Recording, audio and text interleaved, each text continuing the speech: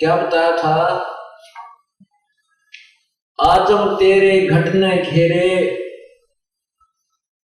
तो राम कर्ण ना पावेगा। अंत समय में जो भक्तिहीन प्राणी होता है, जो परमात्मा को याद नहीं करता, पूर्ण संत से उपदेश नहीं लेता, तो मरता है। उस समय यम के दूत कुछ समय पहले आ जाते हैं उसके पास।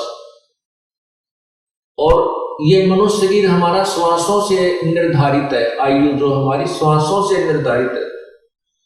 तो उन यम के दूतों को पता होता है कि इसके घंटे 2 घंटे के श्वास रहते हैं, कि 20 मिनट के हैं, यानी 1000 हैं, 2000 हैं, 50 कितने हैं, कितने सांस इसके शेष हैं। तो उस समय उसकी गर्दन बंद कर देते हैं, उसकी जुबान बंद कर देते हैं, वो बोल नहीं सकता। क्योंकि यदि अंत समय में वो भगवान ने याद कर जाए तो उसको राहत मिलती है। इसलिए भक्तिहीन प्राणी को अंत समय में परमात्मा याद वैसे तो आवे को नहीं, बिल्कुल नहीं आवा, चाहे कोई कोशिश कर लेना, क्योंकि उसने सारे उम्र में जो पाप और कर्म कुकर्म किए हैं वो उसके शरीर में इतना प्रभाव कर देते हैं, उसको याद दिलाएंगे राम नाम तो भी नहीं बोल सकता, क्योंकि तो पहले अभ्यास करना पड़ता है, तभी अंत समय में भगवान याद आता है। तो यम के दूत जब आते हैं तो उसकी जुबान बंद कर देते हैं, और फिर वो संकेतों से संकेत करता है, बच्चों को बुलाता है, ऐसे ऐसे करता रहता है, वो बोल नहीं सकता, क्योंकि यम के दूतों ने उसकी गर्दन, उसके घट को अंदर से घेर लिया है। और भक्तिहीन प्राणी फिर क्या करता है, संकेतों से बोला है। अब देखो अंत में राम नाम उसके याद आएगा जो पहले अभ्यास कर रहा है। जैसे अब आप आते हो, नाम ले लिया, ज्ञान सुना, कभी आरती कर रहे हो, सुबह का नित्यनेम कर रहे हो, कभी दोपहर की रामायणी कर रहे हो, फिर कभी शब्द सुन रहे हो परमात्मा की महिमा के, कभी सत्संग सीडी आपने कोई कैसेट से सुन रहे हो, और कभी अपना फिर मंत्र याद कर रहे हो।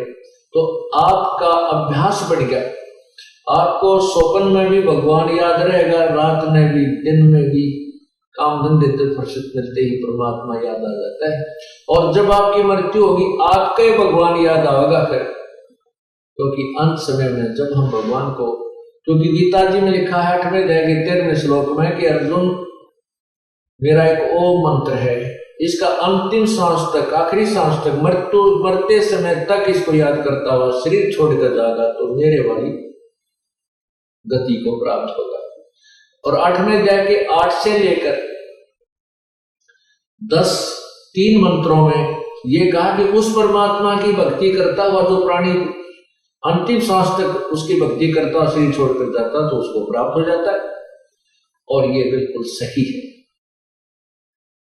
परमात्मा कहते हैं राम नाम रटते रहो, राम नाम रटते रहो जब तक घट में प्राण।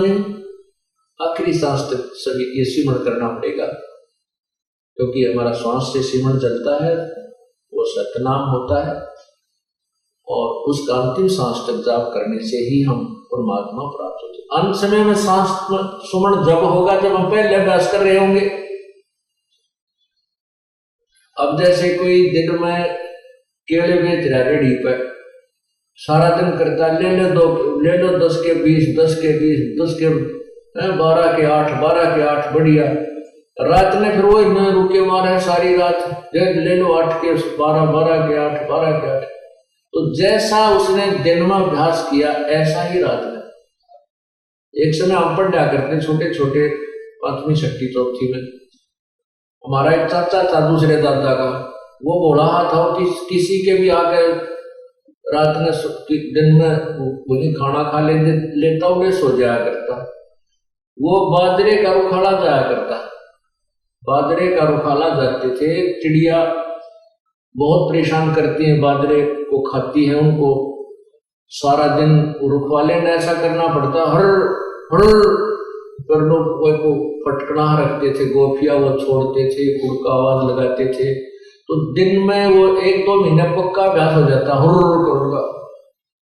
वो एक दिन हमारे हम ऊपर पड़ रहे थे, गर्मियों के दिन होते हैं वो, तो वो आके वहां सो गया, हम अपना पढ़ रहे थे, वो एकदम जोर तो उठा, हम भी डर गए, वहां क्या हो गया, हमने उठाया, वहां चाचा क्या हो गया तेरे, वो उठ कर देखने लगा, जो बोला मन ने सोचा मैं वहां खेत में बाजरे का खाली कर रहा हूं, चिड़िया आ गई वो खा रही है, उनको भगा रहा था हुर्र करके। अब दिन में हुर्र करेगा तो रात में हुर्र याद आएगी। अब हम सारे जीवन में परमात्मा याद करेंगे, मरेंगे, मरते समय हमारा भगवान याद आएगा। और जिसने परमात्मा याद किया नहीं, सारा दिन सारी उम्र खो दी 2 के 20 बनाने में,